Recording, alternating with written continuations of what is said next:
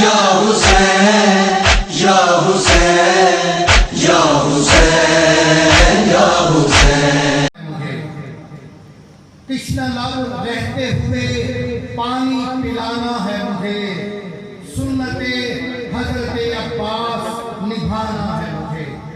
مومنین کرام، اس وقت پاکستان کے طول و عرض میں گلگت بلتستان، خیبر پختونخوا، جنوبی پنجاب، بلوچستان اور سندھ کے علاقے سیلاب سے پوری طرح تباہ ہو چکے ہیں.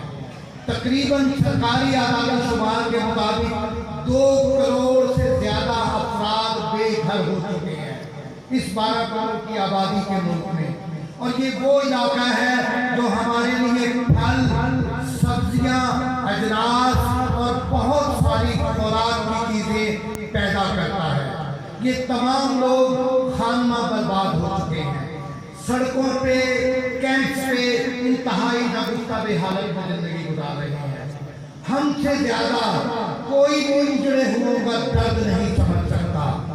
ہم یہ صفحے ادا بچھائے ہوئے ہیں انہی اجڑے ہوئے کے لیے جنہیں شام غریبہ میں بے گھر کیا گیا، جسے 27 رجب کو مدینہ چھوڑنے پہ مجبور کیا گیا.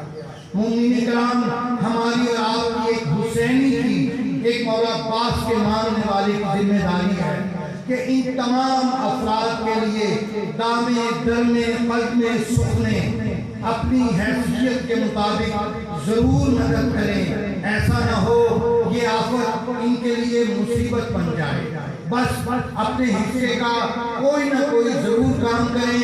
انجمن حسینیہ خواجگان نارو والی نے بھی حسینیہ ریلیف فنڈ اناؤنس کیا ہوا ہے. اپنا حصہ ضرور شامل کیجئے اور آل محمد کی بارگاہ میں شکر ہوئیے. اور سنت حضرت عباس نبھانا ہے مجھے، تشنہ لب رہتے ہوئے پانی پلانا ہے مجھے. گھر میں اس واسطے کرتا ہوں میں غصہ داری، گھر میں اس واسطے کرتا ہوں میں غصہ داری. اپنے بچوں کو عزادار بنانا ہے مجھے. کتاب کے لیے تشریح لاتے ہیں حجت الاسلام والمسلمین علامہ سید نصرت بخاری. بلند تر صلوات.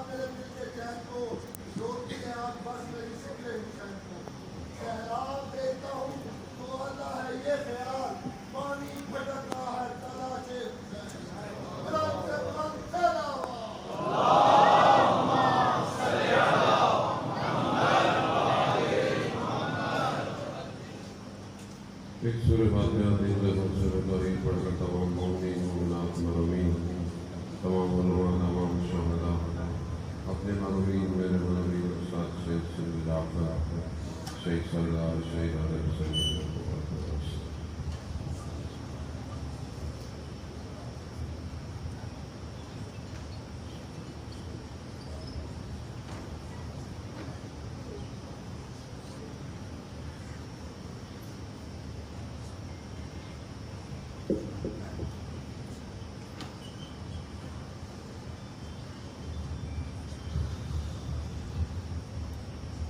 کہ امام زمانہ کی سلامتی کے لیے بنی سلامت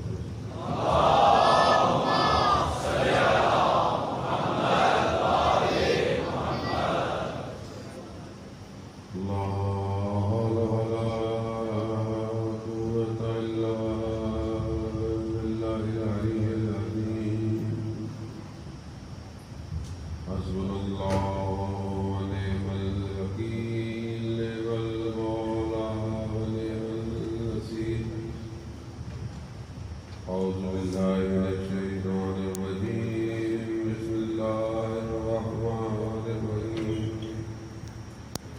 الحمد لله الذي يؤمن الخائفين وينزل الصالحين ويجزع المستغفرين ويهلك ملوكا ويستخلف آخرين والصلاة والسلام على رسول الثقلين المحبوب رب المشرقين والمغربين جد الحسن والحسين نبينا سيدنا بالقاسم محمد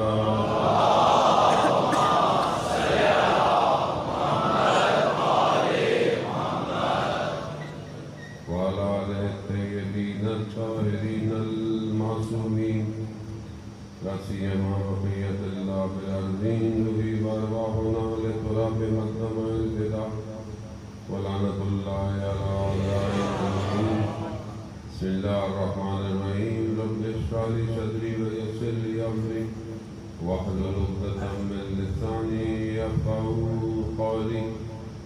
أما بعد فقد قال الله تبارك وتعالى في كتابه الحكيم والقرآن المجيد وما خلقت الجن والإنس إلا ليعبدون. صلوات محمد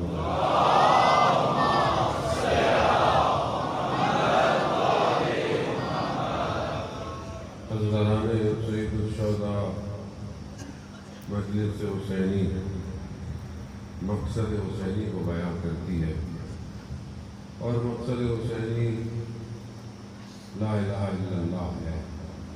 اسی لا الہ الا اللہ کی خاطر سید الشہداء اپنے کنبے کو لے کر کربلا آئے. زندگی میں انسان اگر چاہتا ہے کہ وہ کمال کی طرف بڑھے تو انہیں ان اصولوں کو اپنی زندگی میں حاکم کرنا پڑے گا جو سیرہ اہل بیت علیہ السلام میں ہمیں نظر آتے ہیں. وہ اخلاق وہ چیزیں کہ جو اہل بیت نے اپنی زندگی میں شامل کی انہیں ہمیں اپنی زندگی میں اجرا کرنا. ہم کیسے پہچانے جائیں کہ ہم کون ہیں اور ہم کس کی اطاعت کرتے ہیں، یہ ہم اپنے عمل سے احساس کر سکتے ہیں. زبان سے کوئی صرف کہتا رہے تو لوگ اس کو نہیں مانتے جب تک اس کا عمل اس بات کو ظہور نہ دے. اس لیے ذکر جو ہے وہ 3 طرح کا ہے. ایک ذکر لسانی ہے، انسان زبان سے ذکر، استغفار انسان زبان سے کرتا ہے، استغفار پڑھتا رہے کوئی فائدہ نہیں جب تک اس کا دل شرمندہ نہ ہو، دل پشیمان ہو. انسان 70 دفعہ استغفار مستحب بھی کہ انسان فجر کے بعد جو ہے وہ ایک تسبیح استغفار کی پڑھا کرے. ایک تسبیح استغفار کی اس کے رزق میں بھی اضافہ کرتی ہے، اس کی تنگی دستی کو بھی کھولتی ہے. حتیٰ اولاد نہ ہو تو اولاد کے لیے بھی انسان کو استغفار کرنا چاہیے. لیکن استغفار اپنے گناہوں سے توبہ کے لیے جو انسان کرتا ہے وہ صرف زبانی نہیں ہے کہ میں استغفر اللہ کے ہاتھ میں تسبیح بھی ہو اور سارے کام انجام دے رہا ہوں، استغفر اللہ استغفر اللہ استغفر اللہ، اور جو بھی کام ہے اس میں رک نہیں رہا. جب تک دل شرمندہ نہ ہو، دل پشیمان نہ ہو کہ جو میں نے کیا ہے وہ صحیح نہیں کیا، تب یہ استغفار اس کی قلبی ہو جائے گی. جب یہ ذکر اس کے قلب سے ہو جائے گا. ورنہ یہاں ذکر صرف کیا ہے؟ لسانی ہے، زبان سے. اپنے قلب سے ذکر کرو، اور جب قلب ذکر کرنے لگے گا تو پھر یہ ذکر آہستہ آہستہ اس کے بدن کے اعضاء پہ آ جائے گا.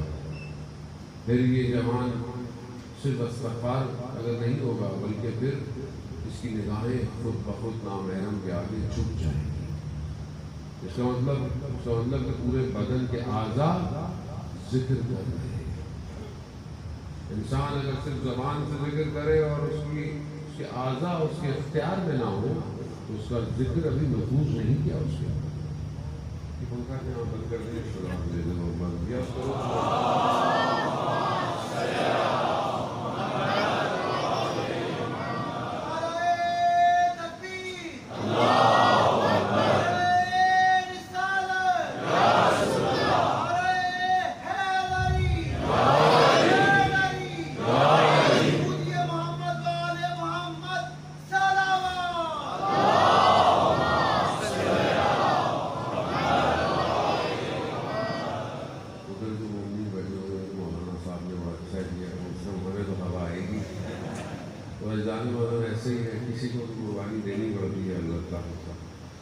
خیر تھوڑی دیر ہے، یہ پھر بھی اتنی گرمی نہیں ہے جتنی گرمی جو ہے وہ قیامت میں ہوگی۔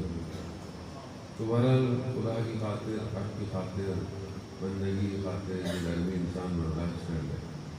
آج کی جو خاتون چادر میں سمجھتی ہے کہ چادر میں گرمی ہے، مگر یہ گرمی اسے جہنم کی نجات دیتی ہے، آگ سے بچاتی ہے۔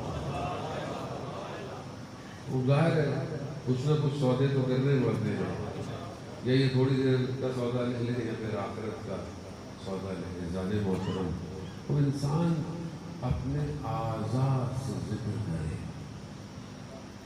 زبانی ذکر ہو سکتا ہے کسی کو دکھانے کے لیے، لیکن اعضاء کا ذکر دکھانے کے لیے نہیں ہوتا۔ بدن کے اعضاء خود بخود ذکر کرتے ہیں۔ بدن اٹھتا نہیں ہے، 8 الارم لگائے، 10 الارم لگائیں، اٹھا نہیں جاتا صبح۔ کیوں نہیں اٹھا جاتا؟ کیونکہ بدن ذکر کی حالت میں نہیں ہے، بدن غافل ہے۔ آیت اللہ شمس الدین عالم دین کا بیان کرتے ہیں کہ ان سے سوال ہوا کہ آپ کیسے سحر کے ٹائم پر، فجر سے پہلے جو سحر کا ٹائم ہوتا ہے، ہمارے یہاں تو سحر کا ٹائم صرف رمضان میں ہوتا ہے کیونکہ سحری کھانی ہوتی ہے، ویسے ہمیں پتہ ہی نہیں سحر بھی ہوتی ہے۔ سحر کا ٹائم فجر سے پہلے کا ٹائم سحر کا ٹائم، اور وہ وقت ایسا ہے کہ عرفاء کہتے ہیں کہ سب کچھ اسی وقت میں حاصل ہوتا ہے، کیونکہ ہمیں ظاہر علم نہیں ہے، ہم ایک تو دیکھ نہیں سکتے اس طرح چیزوں کو، ورنہ کوئی بھی عارف، کوئی بھی ولی سحر کے ٹائم پر سوتا نہیں ہے۔ اور سردیوں میں جہاں لمبی لمبی راتیں ہوں تو سردیوں کی راتیں تو عرفاء کے لیے بہار کی راتیں ہیں، کیونکہ ان کو بہت زیادہ وقت ملتا ہے۔ وہ بھی سحر کے وقت میں خاص لذت ہے۔ وہ کہتے تھے، عارف سے پوچھا کہ آپ کیسے اتنا دقیق ایک فکس آپ اٹھ جاتے ہیں سحر کے وقت، کیسے اٹھ جاتے ہیں تہجد کے لیے؟ تو وہ کہتے ہیں کہ جو 2 موکل ہیں، 2 ملائکہ موکل ہے انسان کے ساتھ ہوتا، کہا میں ان ملائکہ کو کہتا ہوں وہ مجھے سحر کے وقت اٹھاتے ہیں۔ اور جانو اگر انسان کو پتہ ہو کہ اس وقت کی اہمیت کتنی ہے تو انسان اس وقت کا انتظار کرتا ہے، مس نہیں ہونے دیتا اس وقت کو۔ اب ہم کیسے اٹھیں مولانا صاحب؟ یہ تو آپ کی باتیں ہیں، آپ کی تو عمر بھی لگ رہی ہے، بوڑھے ہو گئے ہیں، آپ شاید کوشش بھی کر لیں، پتہ نہیں اٹھ جاتے ہوں گے۔ عزیزان محترم، چند آپشن ہے خالی۔ آپشن اے، جلدی سو جاؤ، جو کہ بہت مشکل ہے آج کل، جلدی کوئی بھی نہیں سوتا۔ آپشن بی، رات کو کھانا کم کھاؤ، یہ بھی ہم نہیں کر سکتے، رات ہی کو مولانا صاحب کھانا ملتا ہے صحیح طرح، اس کو بھی کم سو۔ آپشن سی، ساری رات جاگتے رہو، یہ بھی مولانا صاحب نہیں ہوتا کیونکہ ہم کوشش تو کرتے ہیں پوری رات جاگے، فجر سے پہلے آنکھ لگ جاتی ہے، فجر سے پہلے سو جاتا ہے، ساری رات باہر بیٹھیں گے، 1-2 بجے تک گھومے پھریں گے، پڑھائی کیا کریں، کیسے اس وقت کو حاصل کریں؟ یہ سرمایہ ہے، یہ حسرت کھائے گا انسان جب قیامت والے دن کھڑا ہوگا کہ میں اپنی زندگی کے کیسے وقتوں میں سوتا رہا جب بٹ رہا تھا۔ آیت اللہ کشمیری سے پوچھا کہ کیا کیا جائے دین و دنیا اور آخرت کے لیے؟ انہوں نے کہا تمہیں اگر دنیا چاہیے تو بھی تہجد پڑھا کرو، اور اگر دین چاہیے تو بھی تہجد، اور اگر آخرت چاہیے تو بھی تہجد پڑھو۔ سحر میں اصل مسئلہ سحر میں بیداری کا ہے۔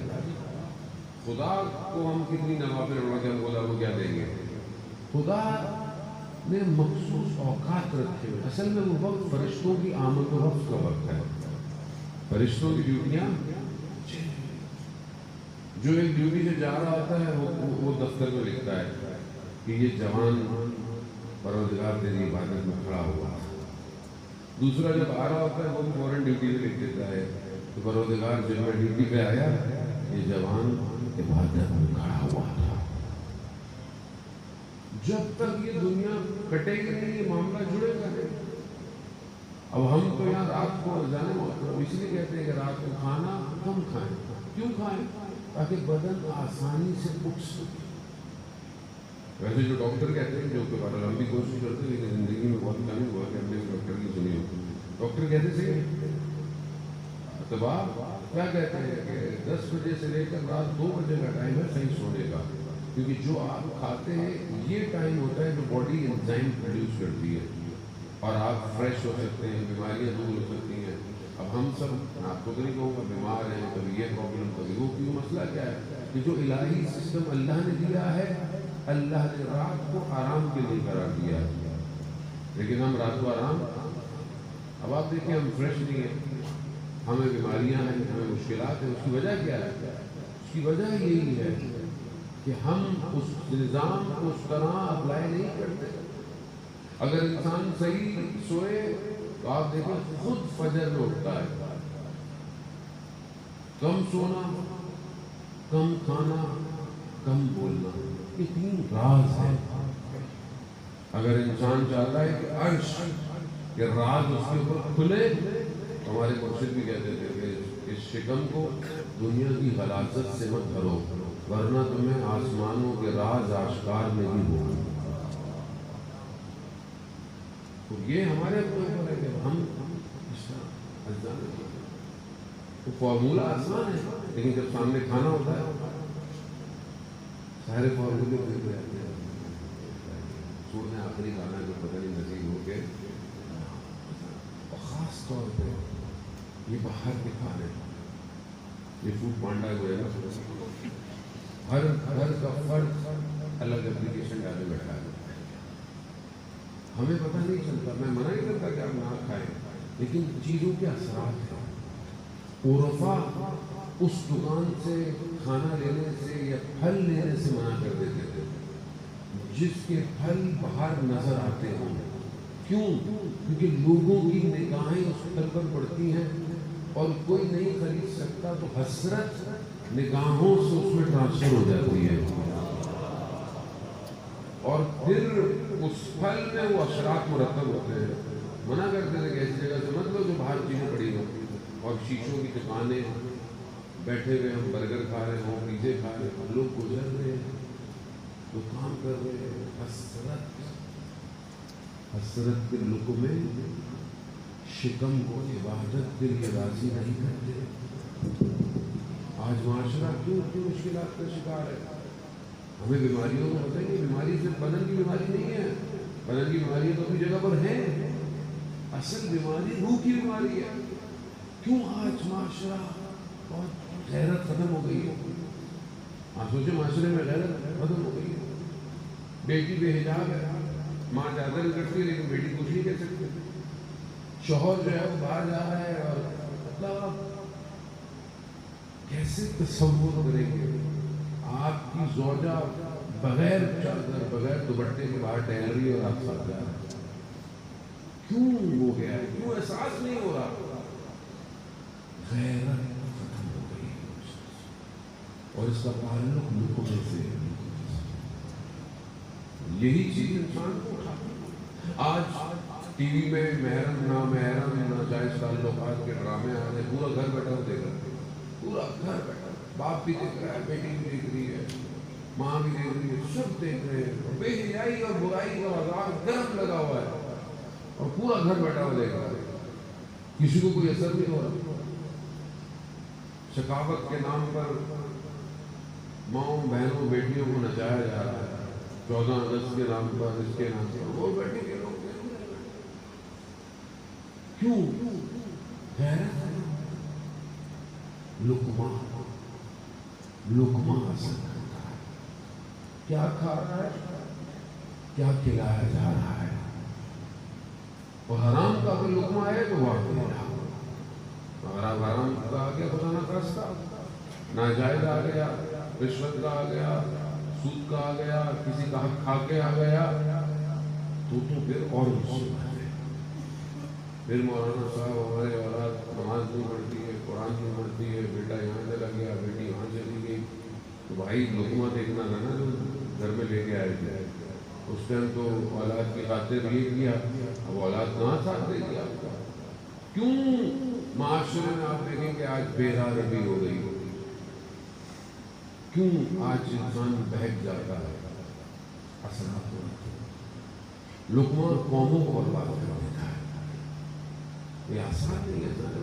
اس لیے اصول کافی اور جتنی بڑی بڑی کتابیں ہیں حدیث کی، اس میں نفس کی تربیت کا تعلق لقمے سے۔ حالانکہ نفس کی ریاضت کس سے ہونی چاہیے تھی کہ بھائی کوئی تسبیح ہو، وہ پہاڑوں میں جائے، آدمی بیٹھا کے چلا کاٹے، کہیں پر بھی ریاضت نفس کا تعلق اس سے نہیں ہے۔ یہ محتاج کرتے ہیں، بدھسٹ میں چلے جاتے ہیں پہاڑوں پہ، اپنے نفس کو شکنجے میں ڈالتے ہیں۔ نہیں، اسلام اگر نفس کی تربیت پہ بات کرتا ہے تو لقمے پہ بات کرتا ہے، کیونکہ شکم میں انزائم پھوٹتے ہیں، وہی اس کو عبادت سے روکتے ہیں یا عبادت کو لے کر آتے ہیں۔ کیوں کہا گیا ہر کھانے سے پہلے بسم اللہ بولو، تاکہ اللہ کا نام تمہارے کھانے میں شامل ہو، اور یہ لقمہ تمہارے اندر طاقت پیدا کرے کہ تم اس کی عبادت میں کھڑے ہو سکو۔ انسان خدا نہ خواستہ اس لیے نہ کھائے کہ گناہ کرنا ہے، اس لیے کھائے کہ پروردگار تیری عبادت کرنی ہے، میں قنوت میں کھڑا ہو سکوں، میرے ہاتھ ٹوٹ سکے تیری بارگاہ میں، میں تھکوں نہیں، کم از کم تہجد میں 70 دفعہ تو استغفار کروں، 40 لوگوں کے نام لے سکوں، 300 دفعہ الف الف کی صدائیں میرے لبوں سے جاری ہوں۔ طاقت تو ہو گئے، روح یہ طاقت لیتی ہے زندگی، روح کو یہ طاقت ہے۔ آیت اللہ عثمان بہجت رضوان اللہ تعالیٰ علیہ فرماتے تھے کہ ہمارے استاد ہمیں فرماتے تھے کہ تہجد کی نماز میں، وتر میں، قنوت میں دعائے ابو حمزہ پڑھا تھا۔ دعائے ابو حمزہ کتنی بڑی ہے، پورے رمضان نہیں پڑھی جاتی، مگر عرفاء اس دعا کو پڑھتے تھے۔ ایک دن کہنا کہ ہم مولا امیر کے حرم میں کھڑے ہوئے نماز پڑھ رہے ہیں، دیکھا ایک جوان آیا اور اس نے قنوت میں دعائیں پڑھنا شروع کی، اس کی آواز اتنی دل نشیں تھی، اور پھر وہ دیکھا کہ چلا گیا۔ بعد میں استاد نے پوچھا تمہیں پتا ہے وہ کون تھا؟ کہا وہ وقت کے امام تھے، رکوع کی حالت میں، سجدے کی حالت میں، قنوت کی حالت میں مولا مجھے یاد رکھی۔ کتنے خوش قسمت ہیں وہ لوگ جن کے قنوت کی دعاؤں میں امام کی نام آتا ہوگا۔ ایسا وہ تب آئے گا جب آج ہمارے قنوتوں میں کسی کا نام ہو۔ 40 لوگوں کے نام لے سکتے ہیں آپ، زندہ یا مردہ، کسی کے بھی۔ کیا میں نے کبھی اپنے ہمسایوں کے لیے دعا کی؟ کبھی میں نے اپنے ہمسائے کے لیے دعا کی پروردگار اس کی مغفرت فرما، اس کی مرحومین کی مغفرت فرما، اس کے رزق میں اضافہ فرما؟ میں تو خود غرض ہوں، میں تو صرف اپنی دعا کرتا ہوں۔ اب یہ سحر اب انسان، شیخ بہائی فرماتے ہیں کہ انسان آن ایوریج 60 سے 80 سال زندہ رہتا ہے، اس سے زیادہ زندہ نہیں رہتا، اور ہر روز 6 گھنٹے کی سوئے، کم از کم 6 گھنٹے سوئے۔ اس کو تھوڑا صحیح کرنے کی آواز بہت گونج رہی ہے، صلوات پڑھ رہا ہوں۔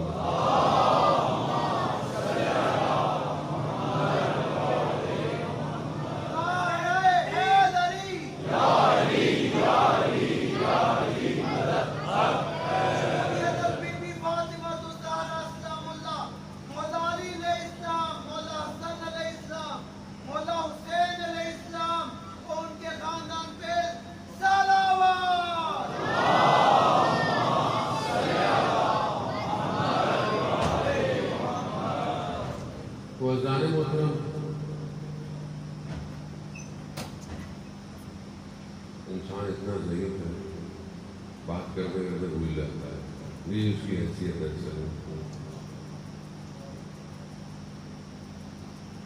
ایک تو سحر کہ انسان جو ہے وہ اپنے سحر کو جو ہے وہ کنٹرول رکھے، دوسری چیز زبان ہے، زبان کو انسان کیسے قابو کرے؟ زبان دیکھیں بہت ساری چیزیں ہیں جو ہمارے وجود کے اندر آ رہی ہیں. ایک آنکھوں سے جو ہم دیکھتے ہیں، ایک کان سے جو سنتے ہیں، ہاتھ کو ٹچ کرتے ہیں، یہ بھی اندر جاتا ہے. مگر زبان ایسی ہے جس سے اندر نہیں جاتا، زبان سے باہر آتا ہے، مگر باہر آنا اندر کو افیکٹ کرتا ہے. زیادہ بولنا حماقت لے کر آتا ہے، زیادہ بولنا انسان کو نقصان میں لے آتا ہے، زیادہ بولنا جھوٹ کی طرف لے جاتا ہے، زیادہ بولنا کہیں نہ کہیں تہمت غیبت میں لے آتا ہے. جتنا بولیں گے باہر لیکن نقصان اندر ہے. اس لیے کہا کہ کم بولو تاکہ ہنسو نہیں. کیوں؟ کیونکہ جو منہ سے جملہ نکل جائے گا پھر وہ تمہارے اختیار میں نہیں ہے، پھر تم اس کے اختیار میں ہو.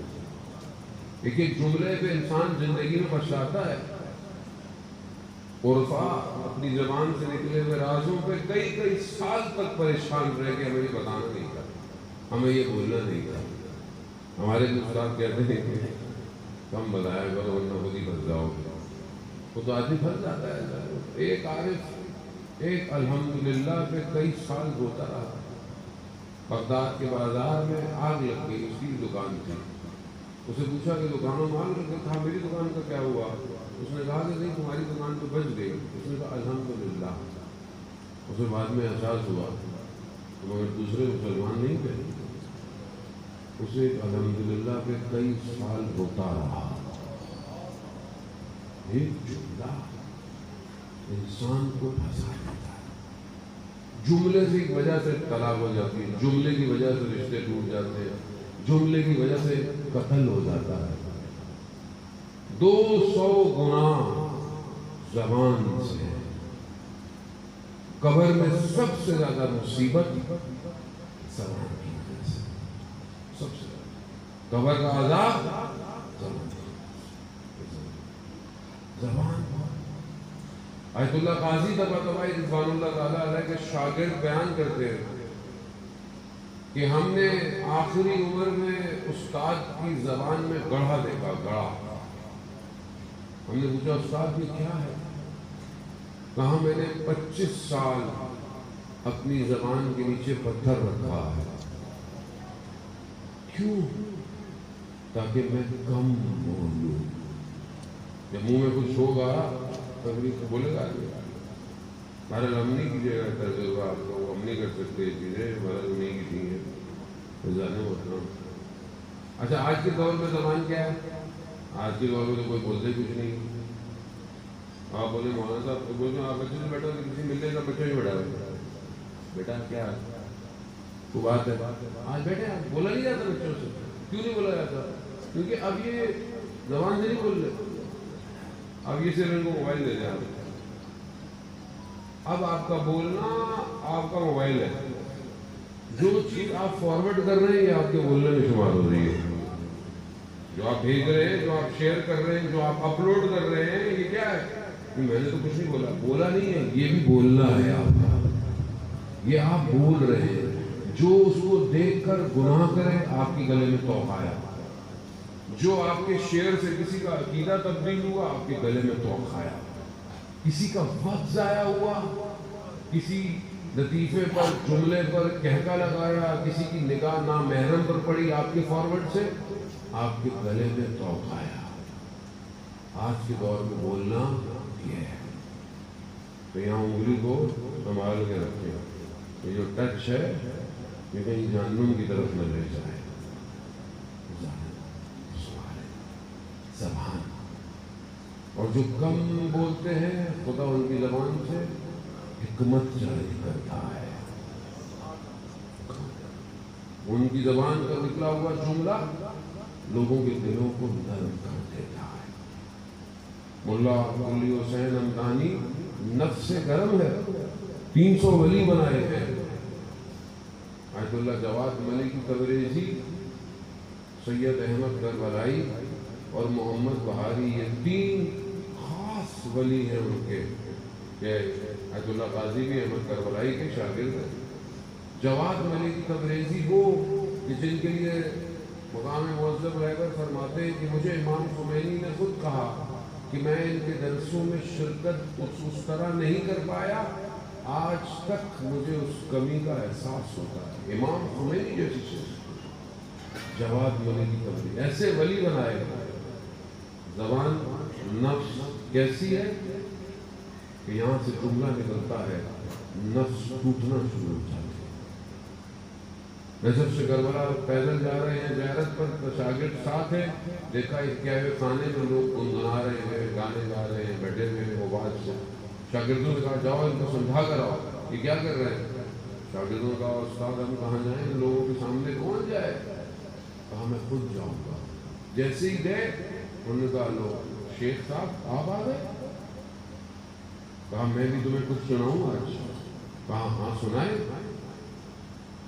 ملا قلی حسین حمدانی نے مولا کائنات کے اشعار پڑھنا شروع کیے جو قیامت کے بارے میں، شعر پڑھتے گئے، ان کی آنکھوں میں آنسو آنا شروع۔ وہ محفل جو گانوں کی تھی وہ محفل عذاب کی محفل ہو گئی۔ نفس جب اپنی تربیت کرتا ہے تو الفاظ دلوں میں اترتے ہیں۔ ہم اپنی تربیت کریں، آپ خامخواہ ہر لفظ کو اپنی زبان پہ نہ لیں، ہر چیز مت بولیں۔ سکوت کے روزے رکھتے تھے، کھانے کے نہیں چلتے، بولنا زبان کا روزہ، کب بولنا ہے اور کتنا۔ کبھی دیکھیں پھر یہ عالم اپنے حقیقت کو کھولتا ہے، پھر کوئی کہتا ہے ہمیں قم میں نظر آتے ہیں، کوئی کہتا ہے ہمیں مشہد میں نظر آتے ہیں۔ کیوں؟ کیونکہ جب آپ اپنے آپ کو شور سے کاٹیں گے تب عالم کا شور اور ذکر آپ کو سنائی دے گا۔ لیکن ہم نے تو ہر وقت اپنے آپ کو مصروف رکھا، ہم ہر وقت بزی ہیں، ہم چاہتے ہی نہیں کہ ہمارے لیے خاموشی ہو۔ آپ اکیلے بیٹھے آپ کیا کریں گے؟ آج آپ دیکھیں جوان اکیلا بیٹھتے ہی ہر وقت اس کو موبائل چاہیے، موبائل چاہیے، انٹرنیٹ بند ہو جائے تو جان بند ہو گئی، لگتا ہے روح نکل گئی، لائٹ آئے نہ آئے، پانی ملے نہ ملے، انٹرنیٹ ہونا چاہیے بندے کے ساتھ، بس وہ چلتا رہتا۔ آپ دیکھیں ہر وقت مصروف ہے، ہر وقت۔ ادھر فیس بک ختم ہوگی تو یہاں یوٹیوب کھل جائے گا، یوٹیوب ختم ہوگا انسٹاگرام کھل جائے گا، انسٹاگرام ختم ہوگا اسنیپ چیٹ کھل جائے گا۔ ہر وقت انگیج رکھا ہوا ہے، ٹی وی کے سامنے بیٹھا ہے تو بے چین ہے، سکون ڈھونڈتا ہے، سکون نہیں کرتا۔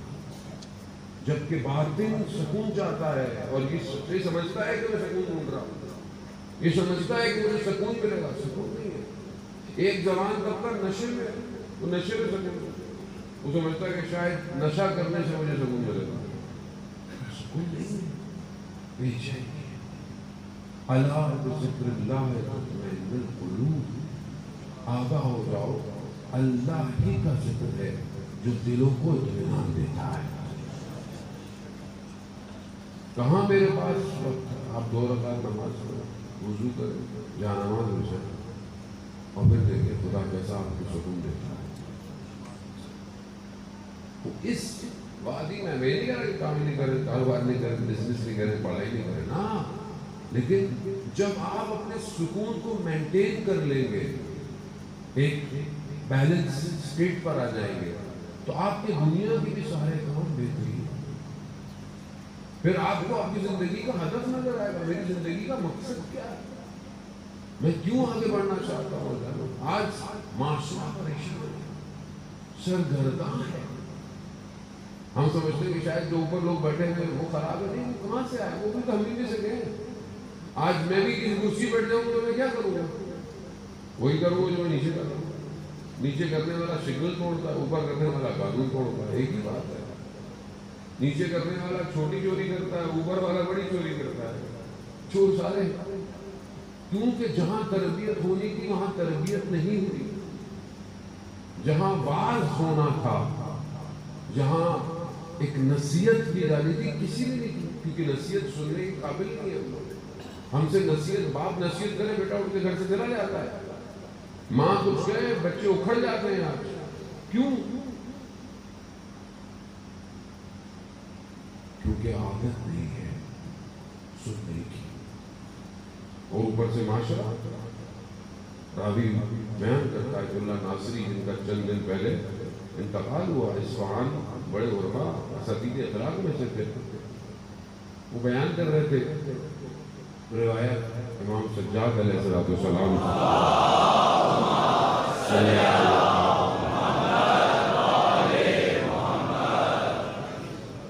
امام سے بیان کر رہے تھے کہ امام سے کسی نے پوچھا مولا ہم نے آپ کو نہیں دیکھا کہ کبھی آپ نے اپنی والدہ کے ساتھ کھانا کھایا۔ امام فرماتے ہیں کہ میں نے والدہ کے ادب میں ایسا نہیں کیا۔ کہا مولا کیوں؟ کہا کہ جس برتن میں والدہ کھانا کھا رہی ہوں اور میں اس لقمے کو اٹھانے کی کوشش کروں جس پر میری والدہ کی نگاہ ہو، اس ادب سے کہ شاید کس لقمے پر ان کی نگاہ ہو، میں نے اس لیے اسے ایک برتن میں ان کے ساتھ کھانا ادب۔ آیت اللہ ناصری روایت پڑھ کے رونے لگے، کہنے لگے کاش میرے ماں باپ زندہ ہوتے تو میں ان کے پاؤں کو بوسہ دیتا۔ ہم نے کبھی اپنے ماں باپ کے پاؤں کو بوسہ دیا؟ اللہ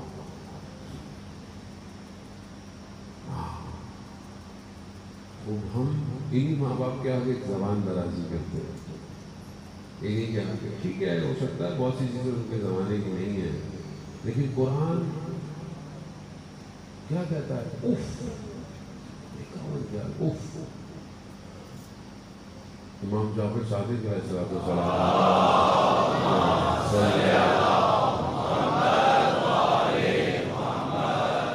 امام ارشاد فرماتے ہیں اگر اس سے بھی کوئی کم لفظ ہوتا تو قرآن اس کا ذکر کرتا۔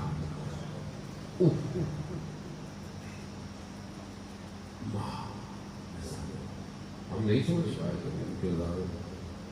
شیخ عباس امی جس مقام پہ پہنچے، یہ طالب علم کہتے ہیں کہ مشہد مقدس میں اندھیرا ہوتا تھا، فجر سے پہلے اتنی روشنیاں نہیں ہوتی تھی جیسی آج ہے۔ کہا ہم اتنا اندھیرا تھا شہر سے پہلے دیواروں کو پکڑ پکڑ کے ہم جاتے تھے۔ ہم نے شہر میں دیکھا کہ کوئی ہمارے آگے جا رہا ہے جس کے وجود سے نور نکلتا ہے، جیسے ہی ہم قریب پہنچے ہم نے کیا دیکھا؟ شیخ عباس سنی تھے۔ ہم نے پوچھا یہ کیا ماجرا ہے؟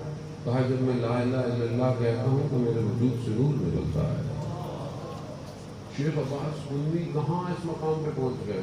یہ مفادی جو آج ہمارے گھروں میں ہے، یہ شیعہ ٹول کٹ، یہ جتنی بھی اپلیکیشن ہے، یہ سب شیخ عباس سنی کی وجہ سے ہر زبان میں ترجمہ ہوئی۔ وہ کہتے ہیں میری والدہ نے کہا کہ دسترخوان لگا ہے بیٹا والد کو اٹھا کے لاؤ۔ میں والد کو اٹھانے گیا تو سو رہے، میں نے کہا ایک دم اٹھاؤں گا، ادب کا تقاضا نہیں۔ کہا میں نے اپنے ہونٹوں کو والد کے پاؤں کے تلوے میں چپکایا کہ میرے ہونٹوں کی گرماہٹ سے آہستہ آہستہ ان کی آنکھ کھلے، اور ان کی آنکھ کھلی تو انہوں نے مجھے دعا دی۔ کہا یہ اس دعا کا نتیجہ ہے۔ کتنا احترام، کتنا احترام ہم کرتے ہیں۔ ظاہر ہے بھائی خدا آپ کے ماں باپ کی مدد کرے جن کا سایہ ہے، جن کے نہیں ہے جن کے پاس یہی زبان، ماں باپ کے آگے احترام میں انسان کو کمال ملے جاتی ہے، اور وہی ان کے آگے زبان درازی انسان کو دین سے بھی آخ کر دیتی ہے۔ دنیا جہاں کی مصیبتیں گرفتاریاں اسی وجہ سے انسان ماں باپ سے برخلاف گرفتاری ہے۔ شخص معصوم کی خدمت میں آتا ہے، امام کی خدمت میں، مولا میں تنگ دست ہوں، پریشانی ہے، مولا کہتے جاؤ اپنے ماں باپ کے پاس جاؤ، ان سے کہو کہ تمہارے لیے دعا کرے۔ اور مولا میرے ماں باپ نہیں ہے، انتقال ہو گیا۔ کہا ان کی قبر پہ جاؤ۔ کہا مولا مجھے ان کی قبر کا بھی نہیں پتا ان کو کہاں دفن کیا۔ کہا جاؤ زمین میں وہ لکیریں کھینچو اور پھر توسل کرو۔ ماں خاص طور پہ ایک شخص کہ جسے مرنے کے بعد کا تجربہ ہوا، تھوڑی دیر کوما میں گیا، عالم برزخ کہتا ہے کہ میں ایک سرنگ میں دوڑ رہا تھا اور مجھے صرف ایک آواز آ رہی تھی، عالم برزخ ظاہر ہے دوسرے عالم میں، یہاں سے جانے کے بعد جو ہم زندگی میں کر رہے ہیں سب ہمیں الگ طریقے سے دکھایا جائے گا۔ کہ میں دوڑ رہا تھا، مجھے آواز آ رہی ہے ماں ماں، کہا مجھے اٹھایا وہاں سے اور مجھے اپنے بچپن پھر نوجوانی اور جوانی دکھائی، پوری فلم۔ یہاں تو دیکھیں نا 3 4 5 6 7 8 9 10 کو کیمرے لگے ہوئے، ادھر سے بھی لے رہا ہے، ادھر سے بھی لے رہا ہے، ادھر سے بھی لے رہا ہے، یہاں سے بھی لے رہا ہے۔ زندگی کا کیمرہ ہر جگہ آن ہے، خدا ہر فریم کو دکھائے گا، ہر حصے کو دکھائے گا، چھوٹے تھے تو کیسے تھے، اس کے ساتھ کیسے تھے، اس کے ساتھ سب دکھائے گا۔ اس کے یہاں ہارڈ ڈسک کی کمی نہیں ہے، یہ تو ہم نے سلیکون پہ اتنی چھوٹی چھوٹی چپیں بنا کر اپنا ڈیٹا بنا لیا ہے، اس کے تو پتہ نہیں کیسے سسٹم ہے، پورا کیپچر، اور کیپچر صرف سامنے سے نہیں کر رہے، اندر سے بھی کیپچر کر رہے ہیں۔ اس کی نیت کیا ہے اس کو بھی سوچ رہے ہیں۔ اب میں ایک دوسرے کو جھوٹا بول سکتے ہیں، اس کے سامنے دھوکا، کہا مجھے دکھایا گیا، میری بچپن نوجوانی جوانی سب دکھا، نیک آدمی تھا، برا نہیں تھا وہ، کہتا ہے مجھے مگر ایک بات کا احساس دلایا گیا پوری اس فلم میں، کیا کہ تم نے کبھی بھی اپنی ماں کی طرف محبت بھری نگاہ نہیں ڈالی، کبھی ماں کو محبت بھری نگاہ سے دیکھا؟ پھر آدمی کہتا ہے کہ میں پھنسا ہوا ہوں، پھنسے ہوئے تو نہیں، وہاں کا مولانا فلسفہ بیان کریں مجلس میں، کوئی سادی سادی سی باتیں حل نہیں ہو رہی ہے، فلسفہ آدمی کیا بیان کرے، نہیں ہوتا جب تک خود نہیں نکلوں گا۔ خوب سحر، کم کھائیں، کم بولے، کم سوئے، خود حضرت محمد مصطفیٰ صلی اللہ علیہ وسلم، خود رسول خدا کی ذات ٹکڑوں ٹکڑوں میں سوتی ہے، اٹھتی ہیں پھر تہجد پڑھتے ہیں، پھر سوتے ہیں تہجد، البتہ رسول سوتے نہیں تھے، نبی تو ویسے بھی لیٹتے ہیں تو سب ہو کر ہی رہتا تھا، لیکن پھر بھی اپنی نیند کو ٹکڑوں ٹکڑوں میں رکھا ہوا ہے۔ خدا قرآن میں اپنے حبیب سے کیا کہہ رہا ہے؟ قم اللیل الا قلیلا، کھڑے ہو ہمارے محبوب مگر کم کھڑے، تھوڑا کھڑے، اتنا کھڑے ہوئے، خدا کہہ رہا ہے کہ کم کھڑے ہو، پاؤں سوکھ جاتے تھے، پاؤں سوکھ جاتے، کس کے لیے؟ امت کے لیے، مگر رسول کو بھی، رسول کو کیا مسئلہ ہے؟ رسول کو محبوب ہے کہ دنیا ہے، خدا نے بنایا اسی کے صدقے میں پوری کائنات، مگر امت کے لیے آسانی ہے۔ رسول خدا کی بارگاہ میں کہتے ہیں پروردگار قیامت والے دن جہاں سب کچھ عیاں ہوگا، سب کچھ دکھایا جائے گا، وہاں میری امت کے اعمال کو صرف مجھے دکھانا باقی، امت دکھا، امت سے کتنی محبت، اور آج امت کیا کہہ رہی ہے، اور امت نے کیا کیا رسول کے ساتھ؟ پروردگار نے اپنے حبیب سے کہا میرے حبیب میں آپ سے زیادہ مہربان ہوں، اپنی مخلوق پہ آپ مہربان ہیں لیکن میں آپ سے زیادہ مہربان ہوں، میں آپ کی امت کے اعمال آپ کو بھی نہیں دکھاؤں گا۔ امت ہم کس طرح اور کس طرف آگے کی طرف بڑھ رہے ہیں، اب ہم پہچانے کربلا کو، کربلا بندگی کی معراج ہے، جہاں بندہ اپنا سب کچھ لے کر خدا کی بارگاہ میں پہنچا ہے، ہر ایک چیز کو خدا کو، یہی تو دکھانے کے لیے سید الشہداء ہے کہ یہاں کوئی ہے اتنا عظیم، کوئی ہے اتنا جمیل، کوئی ہے اتنا بلند جس کے لیے حسین اپنے لخت جگروں کو لے کر آیا ہے، وہ ذات ایسی ہے جس پر حسین قربان ہوا، اس کو سمجھے سید الشہداء، اس تک پہنچانے کے لیے کربلا آئے۔ اور آج قوم خدا کو نہ سمجھے، لا الہ الا اللہ نہ سمجھے، ٹکڑوں میں بڑھ جائے۔ محرم آئے تو ایک عجیب پروپیگنڈے، سازشیں، ایک دوسرے کو برا بھلا کہنا، اور وہاں پر امام کا وارث کھڑا ہوا دیکھ رہا ہے کہ یہ کب ان مجلسوں سے اٹھ کے میرے پاس آئیں گے۔ شخص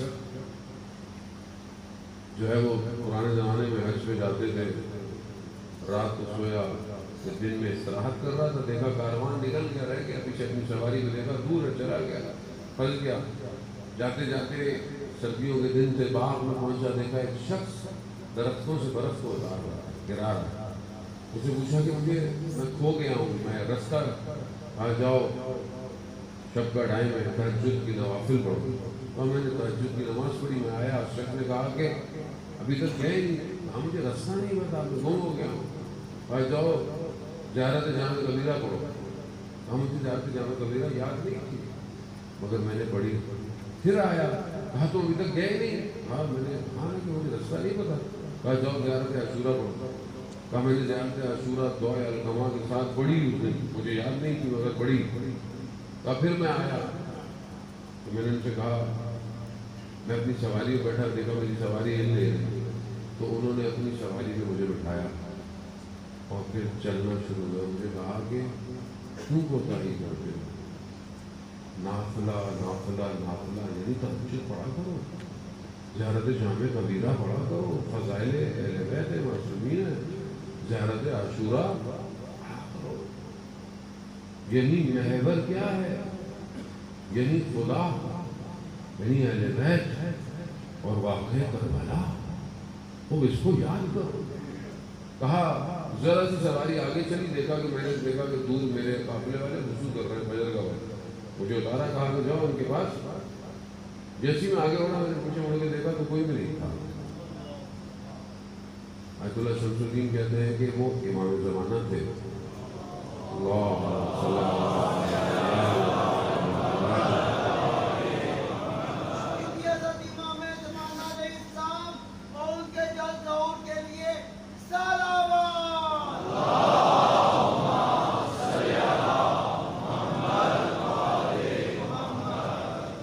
امام تھے، اور امام نے توجہ دلائی ان تین چیزوں کی طرف: تہجد، زیارت جامع کبیرہ اور زیارت عاشورہ۔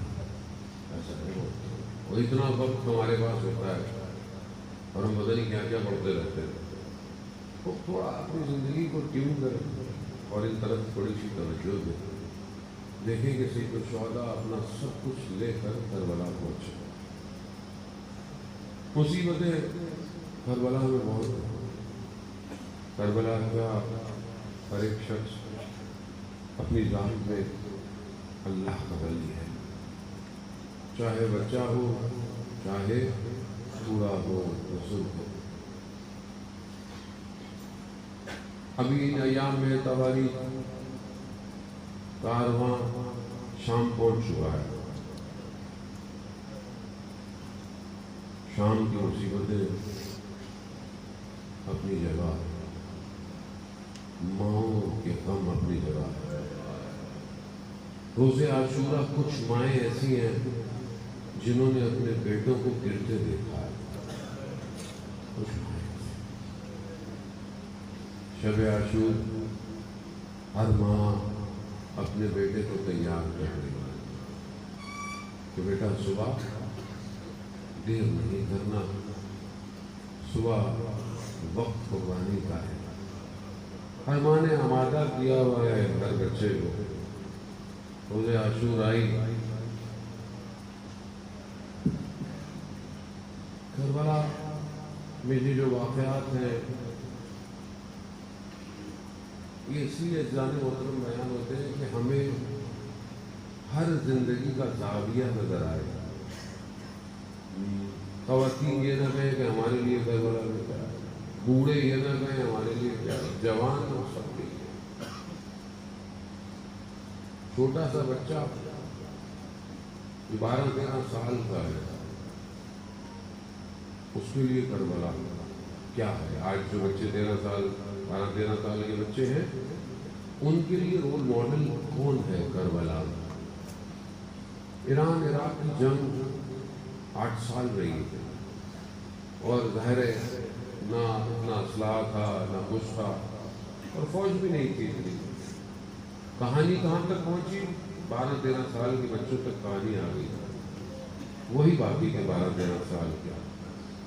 ایک 13 سال 14 سال کا جوان ہے، نوجوان ہے، قد بھی چھوٹا ہے، بڑی کوشش کی اس نے تہران میں کہ میں جنگ میں چلا جاؤں، لیکن اس کی ایج ہی اتنی نہیں تھی، اجازت نہیں، وہ بڑا کوشش کرتا تھا، نیچے اپنے کچھ جوتے بڑے بڑے پہن کے اپنے قد کو بڑا دکھائے، کبھی اپنا آئی ڈی کارڈ کاٹ کے جاتا تھا، مگر پکڑا جاتا تھا۔ اتنی دفعہ گیا کہ وہ تنگ آ گئے، اس کو بولا اس کو بھیج ہی کوئی جلدی، بٹھایا ٹرک پہ اور بھیج دیا۔ وہ کہاں پہنچا؟ ایران عراق کا بارڈر تھا، خرم شہر ایک شہر ہے، وہاں پہنچا۔ خرم شہر اسٹریٹجیکلی بہت امپورٹنٹ تھا، اگر خرم شہر اس وقت گر جاتا، فال کر جاتا، تو یہ جنگ ہار جاتا، یعنی اتنا امپورٹنٹ تھا۔ اہواز کے قریب وہاں پہنچے تو یہ بڑی خوشی خوشی پہنچا کہ بھائی چلو میں جنگ میں آ گیا ہوں، کیا کروں؟ اس نے بولا کہ اسلحہ تو میں بھی کوئی لڑوں، اسلحہ یہاں کچھ بھی نہیں ہے، ہم پہلے ہی اتنی مشکل میں، ہمارے پاس تو کہاں سے مانگا اسلحہ۔ دوسرے دن صبح فجر کے بعد انہوں نے دیکھا کہ یہ جوان بہت سارے گنے لے کر گرا پڑا ہے دروازے پر مسجد کے، وہ جو ہیڈ آفس تھا وہاں پہ مسجد تھی، آج بھی اس کی تصویریں ہیں۔ اس کو اٹھایا، بولے کہاں سے لے کر آئے؟ کہا رات کو میں دشمن کی طرف گیا، وہ سو رہے تھے کہ ان کا اسلحہ اٹھا کے لے آیا۔ 12-13 سال کا ہے، جنگ خطرناک ہو گئی، گلی کوچوں تک جنگ آ گئی، پیچھے سے انفینٹری نہیں آئی، وہاں دشمن کے ٹینکر آنا شروع ہو گئے، گلی گلیوں میں لڑ رہا ہے، پیچھے اسلحہ نہیں ہے، لوگ نہیں ہے۔ اس نے سب کو بولا کہ جاؤ چلے جاؤ، پتہ نہیں پیچھے ہیلپ آئے گی یا نہیں آئے گی۔ اس نے اپنے آپ کو گرنیڈ مانگے، جو ٹینک آ رہا تھا اس کے نیچے چلا گیا اور اپنے آپ کو، ٹینک جب تباہ ہوا تو دشمن سمجھا کہ پیچھے سے فوج آ گئی ہے، اور ویسے ٹینک تباہ ہو گیا، وہ پیچھے پلٹ گئی۔ اس نے اپنے آپ کو پھاڑا۔ امام خمینی نے اس وقت اس کو یہ کہا، اس کا نام تھا حسین فہمیدے، یعنی حسین کو پہچاننے والا، فہمیدے یعنی پہچاننے والا، جاننے والا۔ امام خمینی نے اس وقت اس کے لیے جملہ کہا کہ یہ بچہ میرا رہبر ہے، میرا رہبر ہے۔ اس بچے نے جب اپنے آپ کو پھاڑا ہوگا تو اس کے لیے کربلا میں کون رول ماڈل تھا؟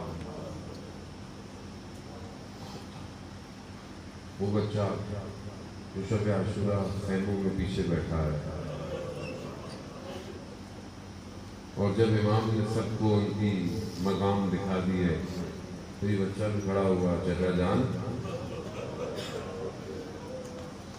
ہماری باری نہیں ہے۔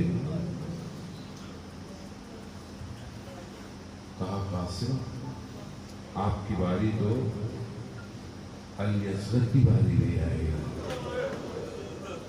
بنی ہاشم کا باغیرت جوان تھا نا، کہا چچا جان یہ خیموں تک پہنچ جائیں گے؟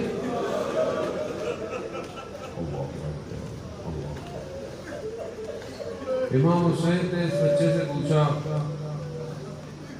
قاسم آپ کے لیے موت کیا ہے؟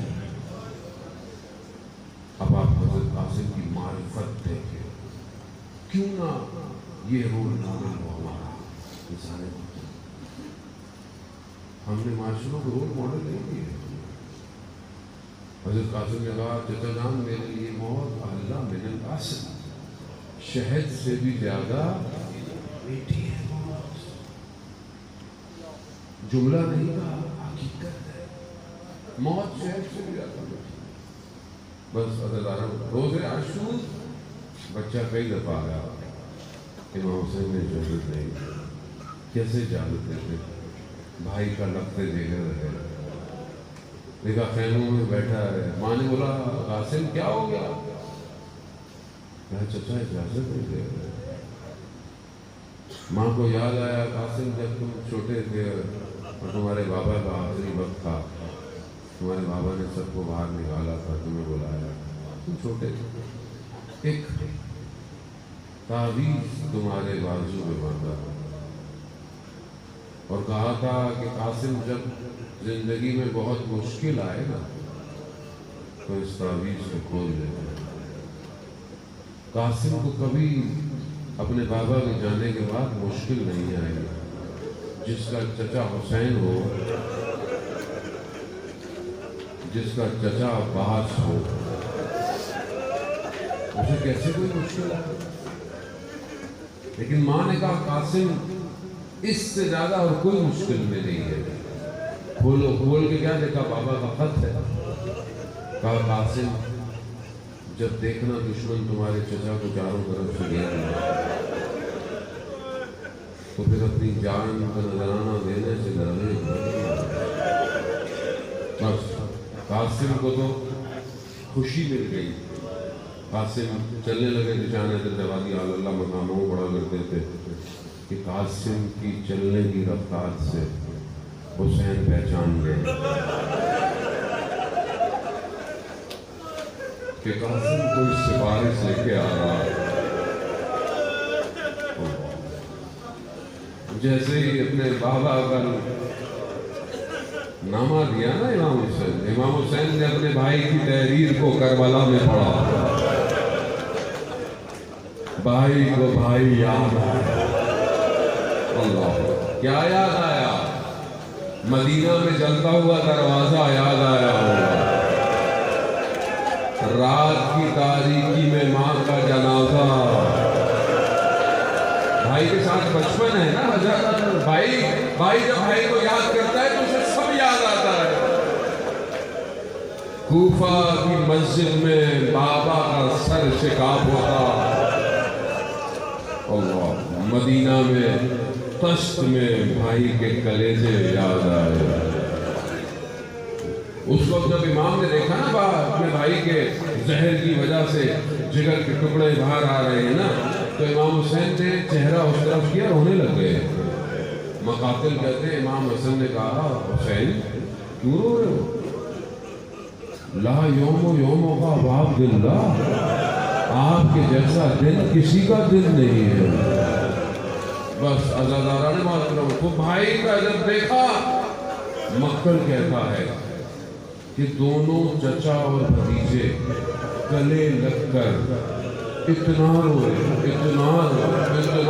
بے ہوش ہو گئے۔ مقتل کہتا ہے بے ہوش ہو گئے۔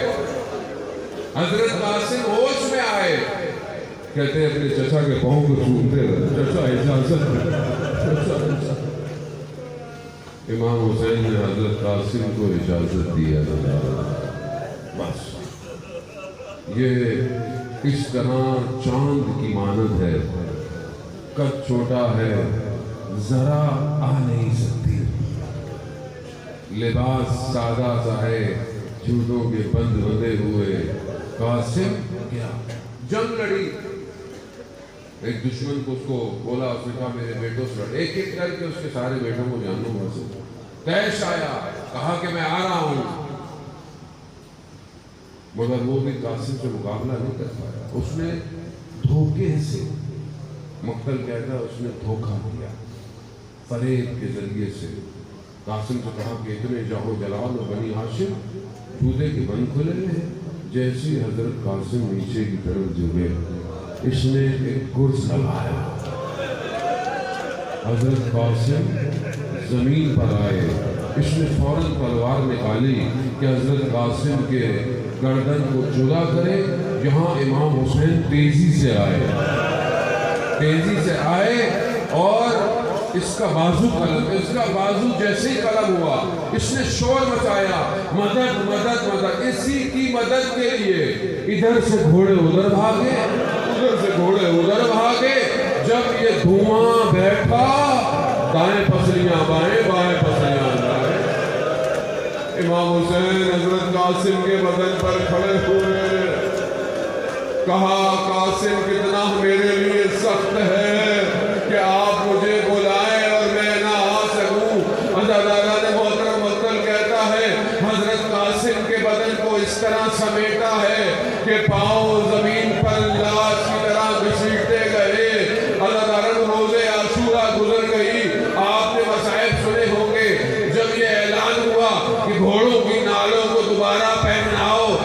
ख्वाہشوں کو پامال کرنا ہے. کسی نے کہا قاسم کی ماں پر آواز نہ آئے, ارے اس کا بیٹا تو یہ دوسری دفعہ